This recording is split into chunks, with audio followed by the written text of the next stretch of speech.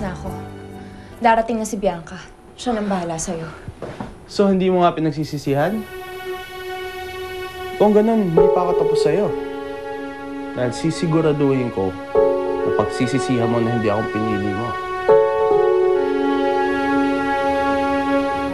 Vic? Bianca. Ano nangyari? Binalikan kasi ako ni Tristan tsaka ng barkada niya eh. Okay lang yun, okay lang naman ako. Mabuti andun yung ate mo. Tinulungan niya ako. Siya din nagdala sa akin dito. Sorry Okay lang yun, no? It's not your fault. Okay lang ako.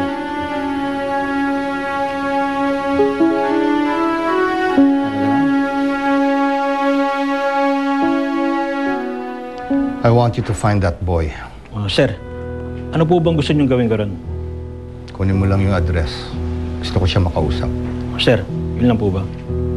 Isa pa, bigyan mo ng bodyguard si Erica.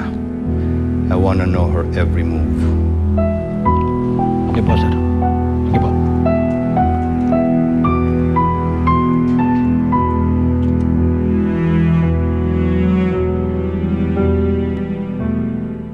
Kaya lang, siyempre, mas okay sana kung puro sarap lang eh. Wala na yung sakit ng katawan, walang sugat. Katulad na lang nung nangyari sa atin. Tatandaan mo pa yun? Pinagsisisihan mo na ba na hindi ako pinili mo?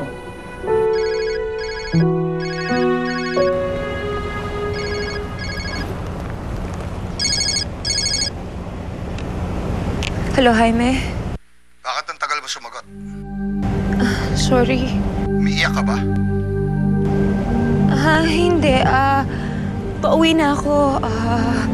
Galing akong ospital. Kararating lang kasi ni Bianca. Magkasama na sila ni Jake ngayon. I know. Joaquin says he's fine. Tuloy ang dinner mamaya. So compose yourself and try to look happy for Bianca and Joaquin. Kaya mo naman siguro yun, no? Sige.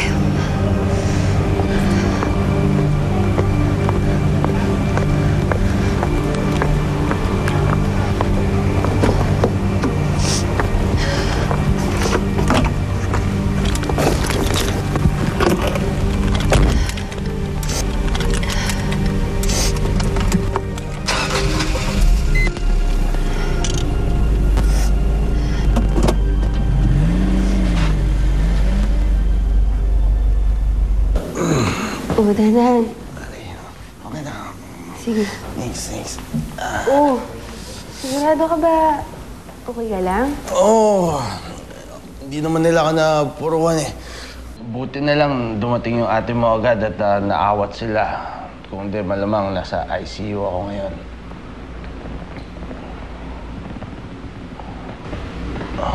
Bakit? Wala. Pero, Jake, nung nandun kayo sa ospital ni ate, nag-usap ba kayo? Binigay niya yung blessings niya sa atin. Ang bait nga niya kanina eh. Talaga? Oo. Bakit parang hindi ka masaya? Hindi naman. Hindi lang ako sigurado kung ano mas gusto ko, yung kaaway ba kayo o okay kayo tsaka nag-usap kayo. Serious mo? Alam mo, okay lang naman sa akin kung hindi tayo pupunta sa dinner. Okay lang sa akin kung hindi na lang tayo. Actually, gusto ko yan. Mas gusto ko yan. Kaya lang, ano na lang yung iniisipin nila sa akin, diba? Sa atin. So, mas mabuti pa. Punta na lang tayo doon. Because I also want to show them how much I respect you and how much I love you. Sige. Okay ka? Okay lang. Sino ba naman ang mag-aakala at my age, mahahanap ko ang babaeng talagang magpapasaya sa akin? Masisisi mo ba ako kung gusto kitang ipagmayabang kahit konti? I just want everyone to know kung gaano ako kaswerte at kung gaano ako kasaya. Meron akong makakapagtanggal ng pagod mo. Jaime, This is my wedding gift for you. You have no idea how happy you made me. Akala ko nga hindi na ako magmamahal uli. Pero eto ka, may second chance in life na matagal ko nang pinapangarap. Ako nga ang dapat magpasalamat sa'yo. Salamat dahil ako ang pinili mo.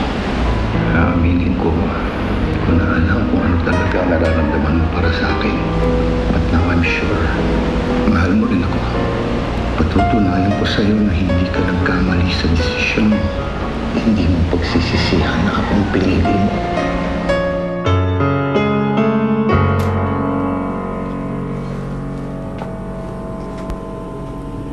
Kanino ka ba nagpapaganda? Sa akin? Okay, Joaquin. Jaime, di ba ikaw yung pinili ko? Bakit mo nga ba ako pinili? Dahil marami kang utang na loob sa akin? Or you just don't wanna hurt me? Jaime, tama na, please. Huwag na tayo mag-away. Okay. Tama na nga. Ayoko rin makapag-away. I have something better in mind. Jaime. Nasaan na kaya si Kuya Jaime? Parang hindi ko nata kakayanin makita yung mukha ng babae. Ikaw pa. Ang galing-galing mong plastic. Kaya mo yan. Nandiyan na sila. Hi, Dad! Hey guys, sorry we're late. Oo nga, hindi naman traffic ah. Gana, order na tayo? Thank you.